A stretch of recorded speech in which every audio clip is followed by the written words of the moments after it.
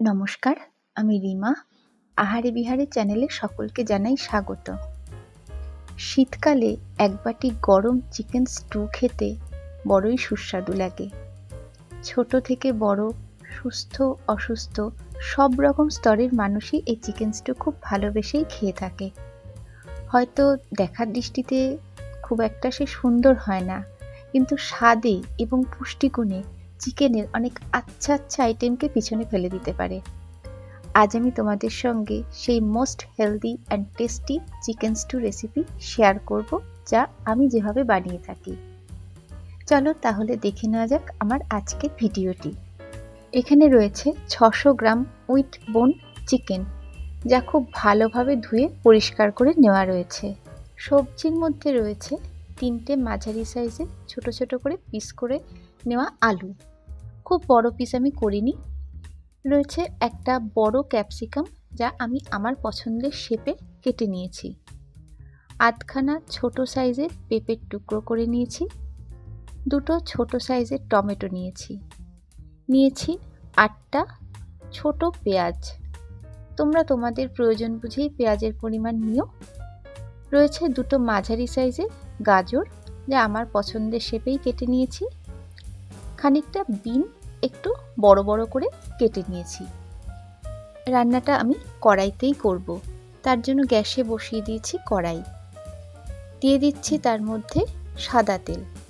চাইলে তোমরা মাখনও দিতে পারো, বাট আমি মাখন দিলাম না। তেল গরম হয়ে গেছে, দিয়ে দিচ্ছি একটা দারচিনি আর 4টে ছোট এলাচ। সাথে দিচ্ছি একটা মিডিয়াম সাইজের পেঁয়াজ কুচি। যেহেতু স্টু, তাই পেঁয়াজ বেটে না দেওয়াই ভালো, স্টু তাহলে ঘন হয়ে যাবে। পেঁয়াজ দিয়ে একদম ধিমে আঁচে 1 মিনিটের মতো একটু কষিয়ে নিচ্ছি বা ভেজে নিচ্ছি। দেখবে যেন পেঁয়াজ লালচে ভাব না আসে, সামান্য একটু কাঁচা ভাব রাখবে। যেরম বললাম সেরমই পেঁয়াজটা ভাজলাম।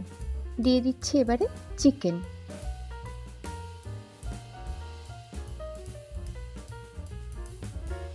চিকেন দিয়ে 2 মিনিটের মতন ধিমে আঁচে সাঁতলে নিচ্ছি।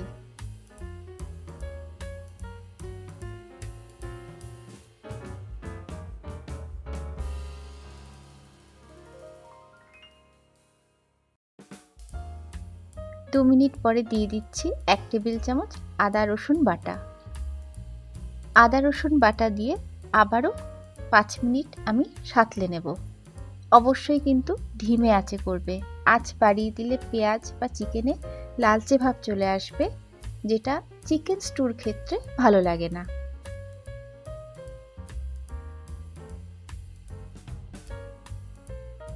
পাঁচ মিনিটের মতন আমার চিকেন সাঁতলানো হয়ে গেল। দিয়ে দিচ্ছি প্রথমে একটু শক্ত টাইপের সবজি, যেগুলো সেদ্ধ হতে একটু সময় নেয়।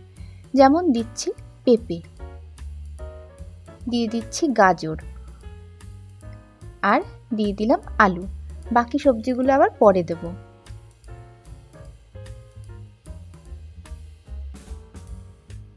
সবজিগুলো সহ চিকেন ধিমে আঁচে কষিয়ে নিচ্ছি। তোমরা দেখতেই পাচ্ছ যে আলুগুলো আমি খুব কিন্তু বড় কাটিনি, কারণ আমার খুব একটা ভালো লাগে না। তোমরা কিন্তু তোমাদের যেরকম পছন্দ সেই সাইজে বা শেপে কাটতেই পারো।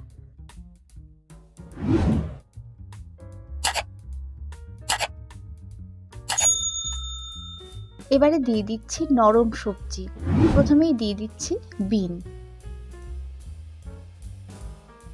সাথে 2টো টমেটো যেটা নিয়েছিলাম, যেটা মাঝখান থেকে আমি 2 আধখানা করে নিয়েছি, সেটা এর মধ্যে দিয়ে দিলাম। আর দিচ্ছি ছোট ছোট পেঁয়াজ। আমি কিন্তু আমার প্রয়োজন অনুযায়ী 8টা পেঁয়াজ এখানে আস্ত হিসাবে দিলাম। তোমরা কিন্তু তোমাদের প্রয়োজন বুঝে পেঁয়াজ কম বেশি দিও, কারণ স্টুয়ের মধ্যে এই আস্ত পেঁয়াজগুলো খেতে অসম্ভব ভালো লাগে। তোমরা তোমাদের প্রয়োজন অনুযায়ী কিন্তু দেবে, আবারও বললাম। সবটা একসাথে ভালো করে এবার কষিয়ে নিচ্ছি।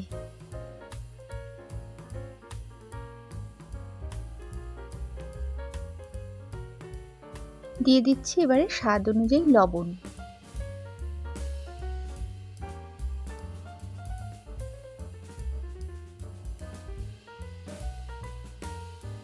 সাথে আপাতত 2 টেবিল চামচ গোলমরিচ গুঁড়ো দিয়ে দিচ্ছি। ক্রাশড করা গোলমরিচ অবশ্যই দিতে পারো, সেটাও খেতে ভীষণ ভালো লাগে, কিন্তু আজ আমি একদম সুযোগ পাইনি গো, তাই রেডিমেড গোলমরিচ গুঁড়োই দিয়ে দিলাম। সুন্দর করে সবটা এবার একসাথে মিশিয়ে নিচ্ছি।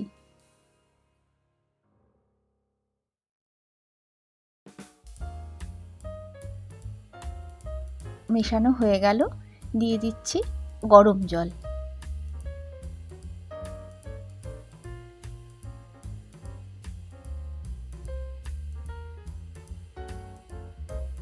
জল দিয়ে সবটার সাথে ভালোভাবে নেড়েচেড়ে আবারও মিশিয়ে নিচ্ছি।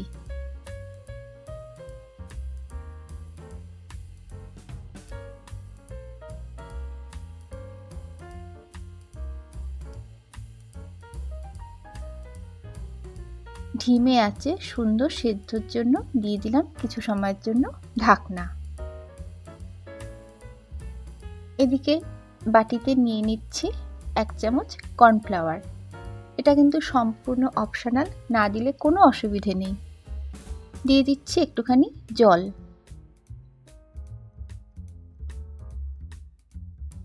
খুব ভালো করে গুলে নিতে হবে যাতে এতটুকু লাম্প না থাকে।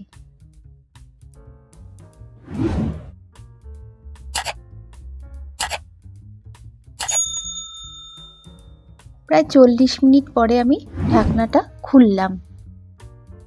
ঢাকনা খুলে সবটা আরও একটু নেড়েচেড়ে নিলাম। কিছুই না, সেদ্ধর পরিস্থিতিটা বুঝলাম, দেখলাম আরও একটু সেদ্ধ করতে হবে।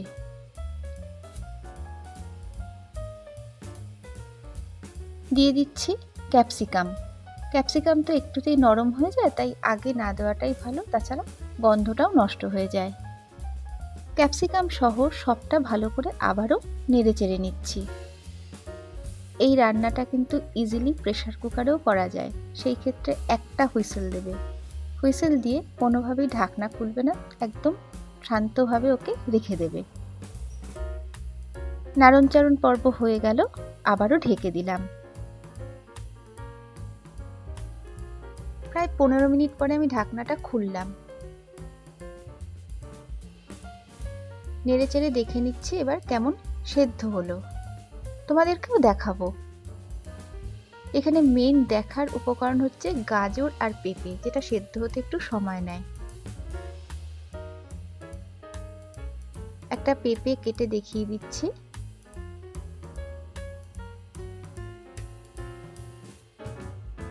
এই দেখো, গাজরও নিলাম। এই দেখো, দারুণ সুন্দর সেদ্ধ হয়েছে। সবটা ভালো করে আরও একটু নেড়েচেড়ে নিচ্ছি।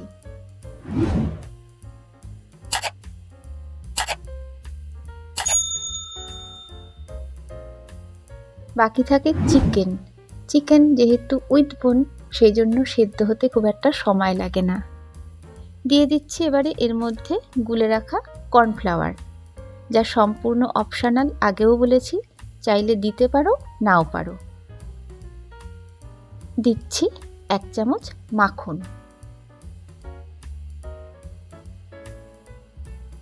দিয়ে দিচ্ছি 1 চামচ গোলমরিচ গুঁড়ো। আর দিলাম খানিকটা ধনেপাতা কুচি। ব্যাস, আর কিচ্ছু দেওয়ার নেই। এবারে সবটা একসাথে ভালো করে নেড়ে নিচ্ছি।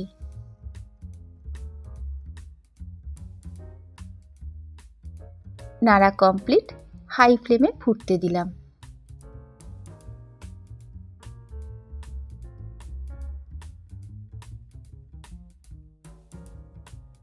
ব্যাস, গ্যাস বন্ধ, মানে রান্নাটা আমার কমপ্লিট হলো। ব্যাস, যখনই খাবে গরম খাবে, অবশ্যই খাওয়ার সময় কিন্তু আবার একটু গোলমরিচ ছড়িয়ে নেবে, সাথে একটু বিট লবণ দেবে।